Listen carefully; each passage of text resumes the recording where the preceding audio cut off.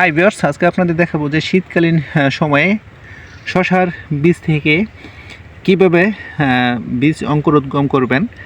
তো সেই বিষয়ে আলোচনা করব। এই যে দেখতে পাচ্ছেন যে শশার বীজগুলি, এটির জাত হচ্ছে জাদু। তো আমি রমজান টার্গেট করে দুইটি জাত লাগাবো, সেটি হচ্ছে জাদু এবং আরেকটি হচ্ছে মেসি।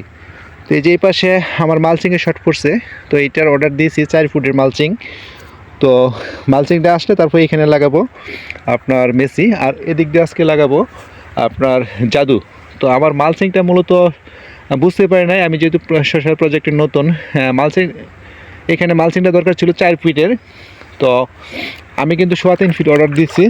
তো তারপর কিন্তু আবার মালচিংটা রিটার্ন দেওয়ার জন্য বলছিলাম, তো তারা রিটার্ন নেয় নাই যেহেতু অনলাইনে অর্ডার দেওয়া। তো এইখানে আবার যেখানে শর্ট পড়ছে এখানে আবার 4 ফুট অর্ডার দিচ্ছি। তো আজকে আবার পানি দিতেছি, পানি দিয়ে দিলাম। তো পানি দেওয়ার কারণটা হচ্ছে বীজ লাগানোর পূর্বে মাটিটা যদি রসালো না থাকে, তো সেইখানে কিন্তু আপনার বীজ থেকে চারা বের হবে না। তো তার জন্য মাটিটা রসালো করব এবং পানি দিতেছি।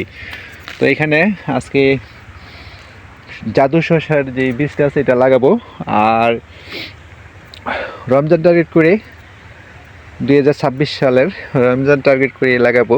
আজকে জানুয়ারি মাসের সম্ভবত 5-6 তারিখ।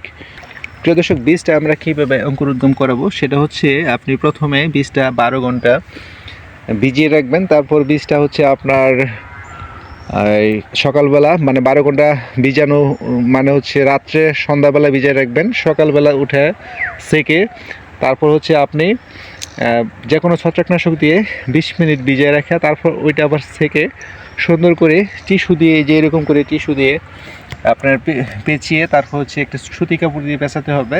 তারপর পলিথিনের ভিতর ভরে, এরকম বাক্সের ভিতর ভরে মুখা সুন্দর করে লাগিয়ে দেবেন যাতে কোনো প্রকার বাতাস না ঢুকে।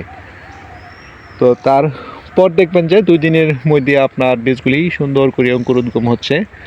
আর তারপর বীজগুলি আপনি মাটিতে সরাসরি দিয়ে দিবেন। অনেকে কিন্তু ট্রের মধ্যে দিয়ে থাকে।